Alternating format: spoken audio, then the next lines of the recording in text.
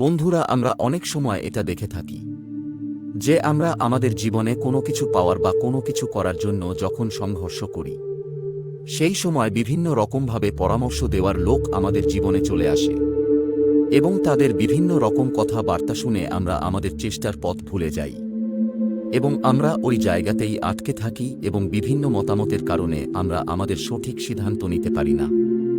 তো বন্ধুরা, এই গল্পটি একটু মন দিয়ে শুনবেন।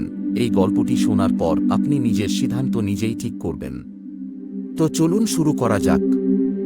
একবার এক বাবা ও ছেলে তাদের গাধা নিয়ে গ্রামের দিকে যাচ্ছিল। বাবা ছেলেকে গাধার পিঠে বসিয়েছিলেন আর তিনি নিজেও গাধার সাথে পায়ে হেঁটে যাচ্ছিলেন। কিছুক্ষণ পর তারা দুজনে যখন এক গ্রামের মধ্য দিয়ে যাচ্ছিলেন, তখন কয়েকজন তাদের দেখে বলল, এ কেমন ছেলে যে গাধার পিঠে বসে তার বৃদ্ধ বাবাকে পায়ে হাঁটিয়ে নিয়ে যাচ্ছে।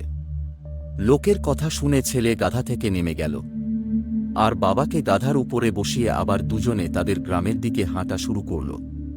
কিছুক্ষণ পর আবার যখন অন্য গ্রামের ভেতর দিয়ে যাচ্ছিলেন, তাই ওই গ্রামের মানুষও তাকে দেখেছে আর তারা বলতে লাগল যে সে কেমন বাবা যে নিজে গাধার পিঠে বসে আছে আর সে তার নিষ্পাপ ছেলেকে পায়ে হাঁটিয়ে নিয়ে যাচ্ছে।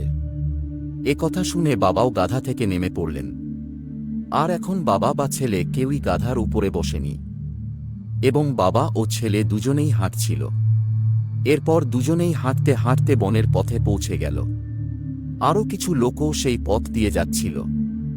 এই দুই পিতাপুত্রকে দেখে তারা বলতে শুরু করল, এদের কাছে একটা গাধা আছে, তারপরও দুজনেই হাঁটছে। তাই ওই লোকেরা তাদের দিকে তাকিয়ে বলল, এরা কেমন বোকা, গাধা থাকা সত্ত্বেও দুজনেই পায়ে হেঁটে যাচ্ছে।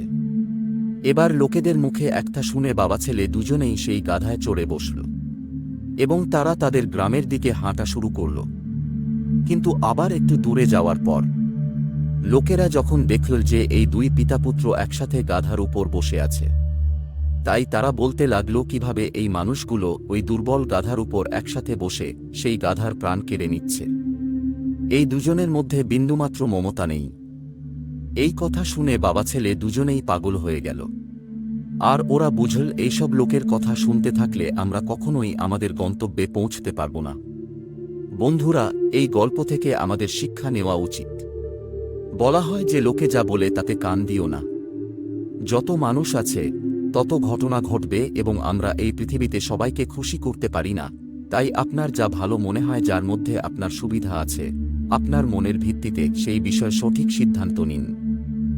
মানুষ আজ এক কথা বলে কাল অন্য কথা।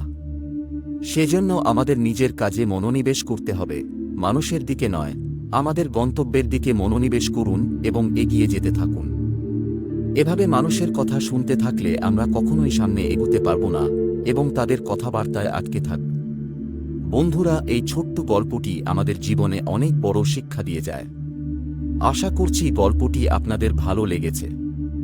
এরকম আরও শিক্ষামূলক গল্পের ভিডিও দেখার জন্য চ্যানেলটি অবশ্যই সাবস্ক্রাইব করবেন। ধন্যবাদ।